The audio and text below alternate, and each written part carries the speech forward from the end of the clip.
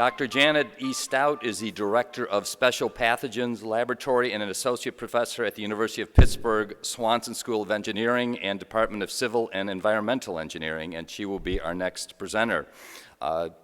Jan is a clinical and environmental microbiologist who is internationally recognized for her more than 30 years of authoritative research of Legionella, the bacteria that causes Legionnaires' disease. Her expertise includes disinfection and control strategies for the prevention of Legionnaires' disease and other waterborne pathogens. Janet's research on Legionnaires' disease in water systems of homes, buildings, hospitals, hotels, and utility water systems has been reported in more than 100 medical and scientific publications. Janet holds a master's degree and a PhD in infection disease microbiology from the University of Pittsburgh and a Bachelor of Science degree from Clarion University. So please welcome Dr. Janet Stout.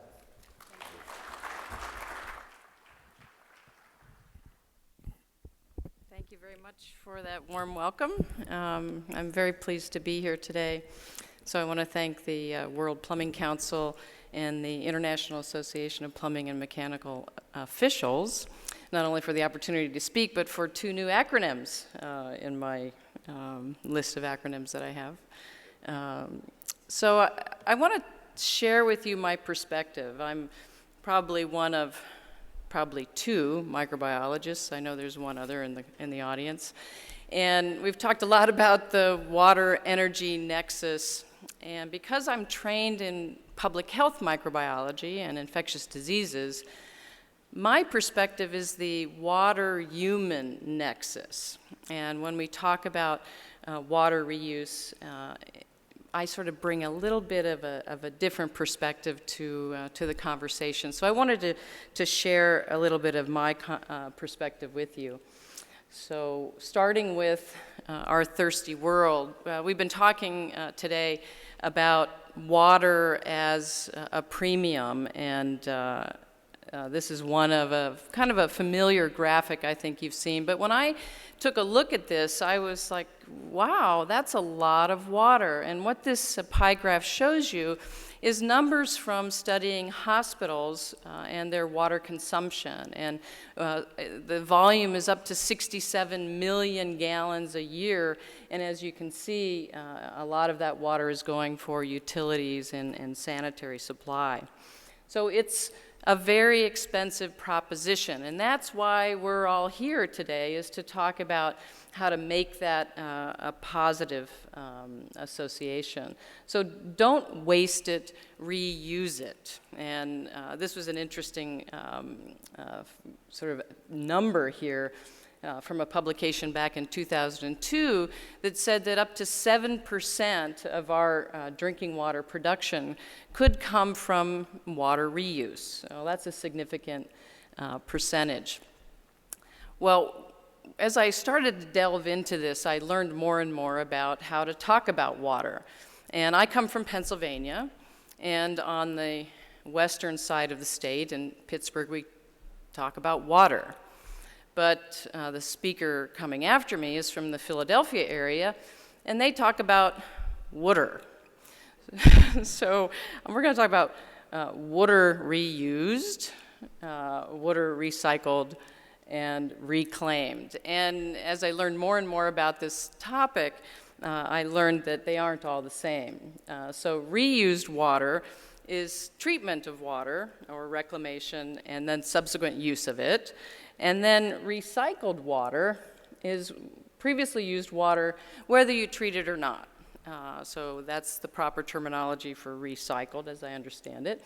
And then reclaimed is that really icky water, our wastewater, sewage water, that obviously needs to be treated. Now, I'll just tell you right now that I may drift in and out of these terminologies, and so don't hold me to them. But our sources of this water include rainwater collected from roofs, greywater, the water going down the drain, and then we're using it for all these different uses, toilets, cooling towers, irrigation, cleaning, and spray use. And I'm going to give you some examples as we go along on the microbiology of that. But this is really the graphic that you should remember. If you take anything away from my talk, I want you to remember this graphic. Be careful what you wish for when going green, because sometimes, like many of these things, like we were talking earlier about energy and water usage, you give and take on these things, and sometimes there are unintended consequences. Well, as a microbiologist that has spent 30 years studying the bacteria in water, and particularly the pathogens in water, which are often not detected by the testing parameters used for water reuse. I want to just talk to you a little bit about this water that's coming out of this nice, clean-looking shower, and of course the water that goes down into the drain, and we heard a little bit about that earlier today. Well, here are some names of the bacteria that you may or may not be familiar with. Of course, we all know about E. coli. Well, what about Acinetobacter, Pseudomonas aeruginosa, and then this group of organisms here called amoeba-resistant microorganisms, Legionella being one of those. Well, in that water are these protozoa, and certain bacteria actually live inside them. And because they live inside them, they have a survival advantage, not only to survive disinfection, but also to multiply within them. Well, these organisms over here, Acinetobacter and Pseudomonas, are in that water too, and they are antibiotic resistant. And if that's in your water, there is some concern. Well, this is the world that I live in. And so here we have 2 petri dishes, and the names of the organisms growing on those culture plates above them. Well, we got Klebsiella oxytoca, Enterobacter, Pseudomonas aeruginosa. And you can see by the growth on the plate that there's a lot of them, right? Well, how much water did we put on that plate? About a drop. And do you know where that water came from? A faucet in a medical intensive care unit in a hospital. That's the water coming out of the faucet. Well, I went, you're kidding, when I saw this culture. So when you think about the water coming out of the faucet or out of the shower as being gray water and being pretty clean, I want you to have this picture in your mind as well. And that's why you might have a little bit of a second thought taking that drink of water right out of the tap. Well, here's another fact that I thought was very interesting. Which bacteria is the single most common respiratory disease-causing disease agent involved in drinking water outbreaks? Which one? Is it going to be our friend E. coli, your new friend Pseudomonas aeruginosa, or Legionella? Well, you probably guessed, because I've spent 30 years studying Legionnaires' disease, that it's Legionella. But that's one of those organisms that was talked about today as a premise organism, an organism in building water distribution systems that is causing a significant number of fatalities and disease. Well, this table has Legionella on this table, as well as some of these other organisms. Organisms that we haven't talked about, Aeromonas and Giardia and Cryptosporidium. And I just show you this because, we're talking about this water-human nexus and disease. Well, most of these organisms that are associated with water distribution systems in water are GI, or gastrointestinal illnesses, except for a couple, Legionella causing pneumonia, of course, and then Pseudomonas aeruginosa, which can cause a variety of infections, including wound and respiratory infections. Well, all this talk about reclaimed, recycled, reused water got me to thinking about, well, what is the quality, the microbiological quality of this water? Because I was like you, sitting in a lecture hall, listening to people talk about, reclaimed water, and I just wondered, was anybody asking this question? And then the next question I had in my mind, is there a health risk associated with the presence of these microorganisms in this water? So I wanted to share with you some information that I dug up and what the outcome of that was. So let's review some data. And this is a publication from Water Science and Technology in 2002, Microbiological Investigations of Rainwater and Greywater collected for toilet flushing. So what did they find? They looked at 7 rainwater systems, and they compared it to a control, which is a standard, water treatment system, treated potable water. And they took samples from toilets, the storage tanks for that rainwater, and they sampled it over at least a 1-year period. Well, what did they find? They found potential pathogens. They found E. coli in all of the systems, and look at the concentration, up to 54,000 E. coli bacteria per 100 milliliters. They found E. coli in 78% of the storage tanks. And I want to talk a little bit about the storage tanks later. And they also found my favorite bacteria, Legionella, in 71% of the tanks, and also in the toilet water, and then also Pseudomonas aeruginosa. Well, the conclusion from this publication was that rainwater that has these pathogens would, if introduced into drinking water distribution systems, increase the level of risk in the drinking water supply. So the conclusion of these investigators was that there was a health risk associated with it. So I just want to make sure you're sort of thinking about this, and this cartoon kind of drives it home. We've got raining cats and dogs. Well, what about the bacteria in that rain and how we're collecting that rain?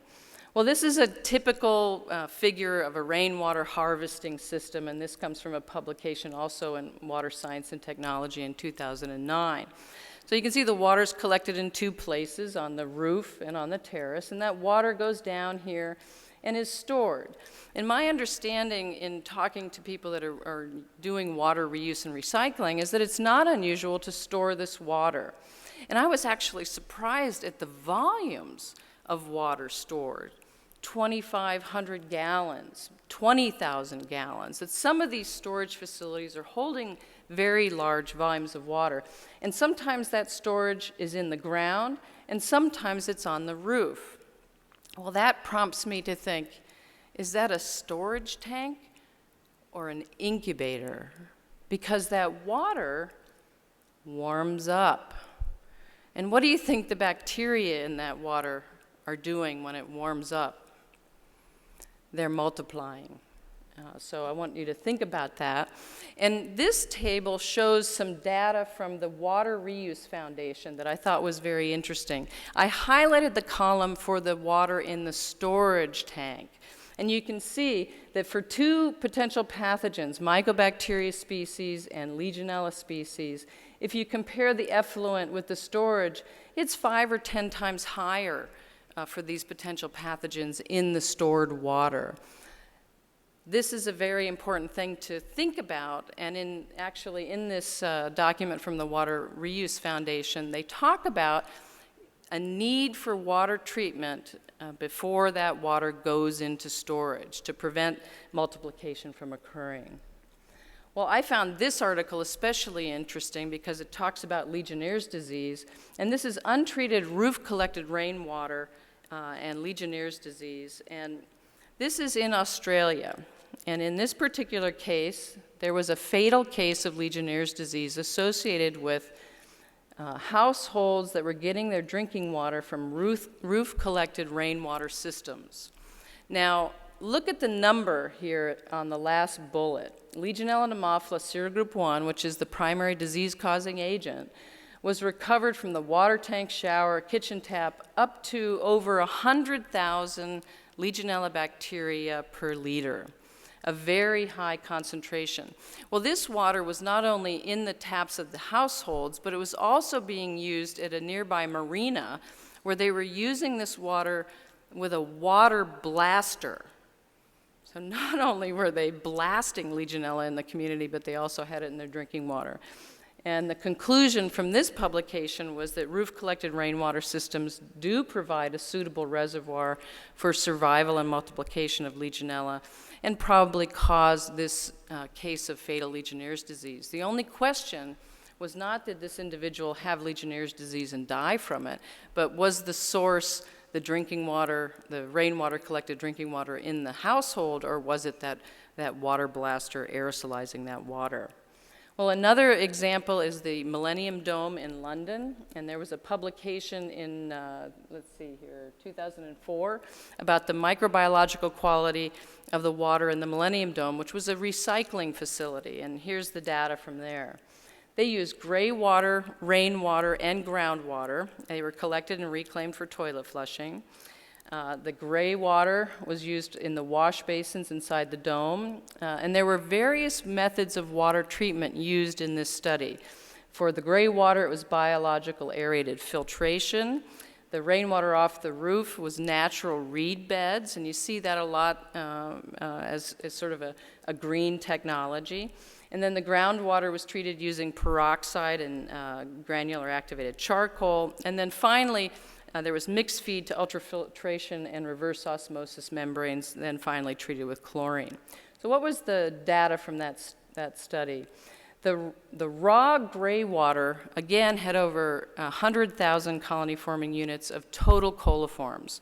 Legionella was detected, Cryptosporidium was detected, Giardia was detected. The reed bed and lagoon system did not completely rid the rainwater of coliforms, but I highlight the last point. And again, I want to say, and I'll reiterate this later, is that proper treatment of this water makes it safe water to drink. Ultrafiltration and reverse osmosis effectively removed greater than 99% of the coliforms. So the conclusions from this study were that the presence of Legionella in gray water sample shows the potential for stored gray water to serve as a source of this pathogen and others. So I hope you're getting kind of the feeling now that these organisms can be present. The second conclusion was that treatment to the level of ultrafiltration and reverse osmosis met world quality standards for reclaimed water. So the way that you treat this water, if any of you are water treaters, obviously makes a big difference. So in the United States, interestingly, to me, there are no universal federal standards for controlling the quality of reclaimed water. The Environmental Protection Agency did issue guidance on this. It's not a standard, again, it's a guideline, and the URL is here. Don't try to write that down because it'll be presented to you later. So there is some guidance out there. And with regard to the quality of reused water, recycled water, the things that you're really looking at for measuring the quality of that water are things like turbidity, total coliforms, fecal coliforms like E. coli, and other indicators like enterococci. And I wanted to provide you with those definitions. And one of the things at the bottom of the slide here, I have this group of organisms, E. coli, Klebsiella, Enterobacter, Serratia, Citrobacter. They are collectively known as the coliform bacilli, or the total coliforms. So when you do a total coliform test, you're not necessarily testing for just E. coli. You're actually picking up these other organisms as well. And I wanted to show you what that looks like. So this is a filter, and 100 milliliters of water has passed through that filter, and that filter's been placed on a culture plate. And after about 48 hours of incubation, all of these are colonies of microorganisms in that coliform group. So I hope you're looking at that and going, ew.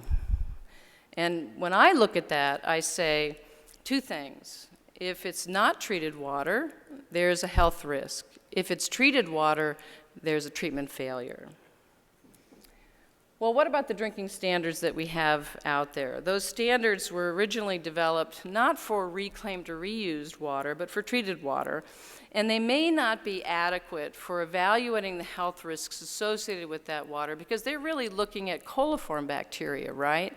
Well, there are many other organisms, Legionella, mycobacteria, and others that are not tested with that coliform test. So here's our sign, unfit for drinking and other uses, reclaimed water in use. And that sign is there because of those organisms, not only the coliform organisms, but these other organisms as well. So irrigation warnings, no drinking from irrigation systems because of the quality of that water, and don't use directly on fruits and vegetables, things that are going to be directly in contact with humans. Well, again, the regulation on reclaimed or reused water, it's generally regulated by the states. Recent information, some of which I've recapped today, shows that there are some public health concerns with the use of reclaimed water or reuse water that's untreated. And again, many of the pathogens that are of significance to public health may not be or are not detected by the current tests. Well, we've talked a little bit about these, California's been mentioned earlier today, Texas. There are a number of states that have guidelines for water reuse. I found this organization, Water Reuse Foundation, to have a tremendous amount of information, not only on the microbial risk associated with water reuse, but other aspects of water reuse as well. So I recommend that as a resource to you. Well, if I ask you now, is there a health risk associated with water reuse? I hope that you think, well, maybe, there might be, but there doesn't have to be. And I always like to thank our government whenever I can, and they actually did the experiment to prove this concept. But look at the dates here, 1949, 1959, and this is because the experiment that was done was to use one of those coliform bacteria, Serratia marcescens, as an indicator organism, and from ships off the coast of California, as a test sort of bioterrorism, our government used Serratia and sprayed it on the coast. So I want you to think about irrigation and spraying maybe lawns or things. And they sprayed Serratia and people got sick. So we know from experimental data that this is a real possibility.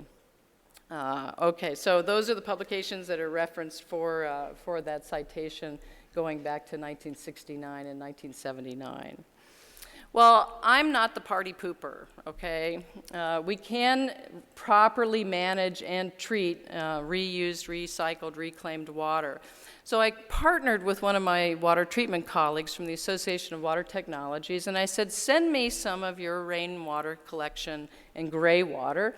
And so that's what's here on the table here. And these are the types of water treatment: chlorine, bag filtration, UV sand filtration. And I said, give me water before the treatment and after the treatment, and let's see what we grow from that water. And you can see by the table that before treatment we grew Legionella, Pseudomonas, Stenotrophomonas, Klebsiella, Serratia, Citrobacter, those coliform organisms. But after treatment, at least in the first example, all of them were gone. And then the second example with the UV and sand filtration, all but Stenotrophomonas were eliminated.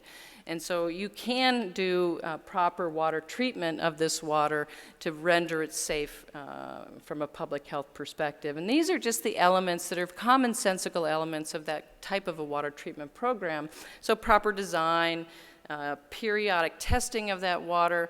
And the one thing that I want to reiterate here is that testing of that water just for coliforms is probably inadequate because of these other organisms like Legionella that present public health threats. And then, of course, the appropriate use of water. And that's why there are different criteria, microbiological criteria for the different types of water reuse. We had mention of the World Health Organization water safety plans, and it's really broken down into assessing your systems, monitoring those systems for safe water, communicating those results, and periodically validating that your water treatment is working properly by doing some testing. I wanted to take just a couple minutes to integrate something that's coming out that you may or may not be aware of. We talk about a lot of organizations here. This is the American Society of Heating, Refrigeration, and Plumbing Engineers. This summer we'll be coming out with a new standard, Standard 188, that's involved in making sure building water systems are safe with regards to Legionella. So whether or not the water in those buildings is reused water, recycled water, or potable water, there's going to be a new risk management program, which is part of the ASHRAE Standard 188, which is called Hazard Analysis and Critical Control Point. And it will be impacting all building owners and managers of commercial industrial water systems. And that means cooling water, boiler water, process water, irrigation. And it will require facility managers to implement stronger safeguards with regards to Legionella. So again, whether it's reuse water or potable water, that's what's coming this summer, and I wanted to make sure that you were aware of that. And perhaps we can talk more about it during the panel discussion. So how safe is our water? How safe is your reclaimed water? And that concludes my comments for today. Thank you so much.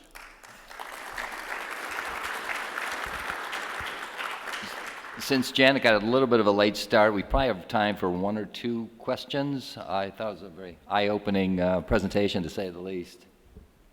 Any? Bob? Yes, my name is Bob Bulwar. I'm president of the American Rainwater Catchment Association, so obviously I've got some questions. How do you account for the fact that rainwater is used probably around the world predominantly as a source of drinking water? And certainly if you go on vacation in Virgin Islands, Bahamas and such, you're more than likely going to be drinking and flushing your johns with rainwater. Also, too, are you familiar with the study done about 2 years ago in Australia where they had a test sample of people drinking water that was traditionally filtered, and also people were drinking water straight out the rain barrel with just a sham filter, and with no apparent health effects from either, no significant health. So just, and also you're familiar with the works of Dr. Peter Combs in Australia, who has done a lot of work in the biofilms and what goes on inside water storage and rainwater systems. Well, that was a complicated number of questions, and I think probably the answer to the question is that with many microorganisms, Legionella included, the risk of getting sick from exposure is a multifactorial event. So the fact that in a study there was rainwater consumed by some and treated water consumed by others, but illness didn't occur more often in the rainwater group than the other. I'm not familiar with the publication, so maybe when we're done you can give it to me. But in order for disease to occur, there's many steps for that to occur. And so the mere presence of disease-causing agents in water doesn't necessarily mean you're definitely going to have a case, because it's transmission, it's concentration, and exposure to the individual and susceptibility of that individual. So again, I don't want you to take home the wrong message. The message is not that we should not use and be pursuing water reuse, but that we need to do it safely and to raise your awareness of the microbiological quality of this water and the fact that some of the things that we do with that water, like store it in large volumes in warm atmospheres, may increase the microbiological load to a level that could cause illness. Anyone else? I have a question. This is Greg. I'm a plumbing contractor in Southern California. I was told or read in one of the various internet forums, CDC reports that 98% of the Legionella or Legionnaires disease goes undetected or misdiagnosed or mistreated. So I kind of got nosy and I asked someone I knew at the local ER if they had a test for Legionella, and they said no. And I said, why? And they says, well, we don't see that. And I said, well, I know. That's why I'm asking. Is there is it being missed, and is it commonly just diagnosed as something else? Somebody takes an antibiotic and gets over it. So it's prevalent but ignored or misunderstood. So is Legionella that common in the average ER? I don't know. Your 2 points, is it underdiagnosed? The answer is absolutely yes. And the reason for that is that when a person goes to their doctor or to the emergency room with pneumonia, which is Legionnaire's disease, there's nothing about the way that individual presents to the physician that says to the physician, aha, that's Legionnaire's disease. They have high fever, they have dry cough, they might have diarrhea, and all of these symptoms are common to many types of bacterial infection. So it's only the diagnostic acumen of the physician that may say, I think maybe I should use this diagnostic test for Legionnaire's disease on this patient. And many, many studies over the last 25 years have documented that a large proportion of pneumonias that are Legionnaire's disease go undiagnosed because the physician is not thinking of Legionnaire's disease and not ordering that test. And for example, there's a title of a paper called Seek and Ye Shall Find. So if you're looking for it, then you find it. A study that was done in Ohio that looked at all cases of community-acquired pneumonia and systematically included the diagnostic test for Legionnaire's disease, found that the average is probably about 18 to 20,000 cases per year that are Legionnaire's disease, but also acknowledging that's underdiagnosed. About 600 cases of pneumonia occur annually that require hospitalization, and about 5% of those, based on studies, are Legionnaire's disease. So that translates to about 30,000 cases annually. So that's probably a reasonable ballpark figure. Thanks, All right, Janet. thank you so much.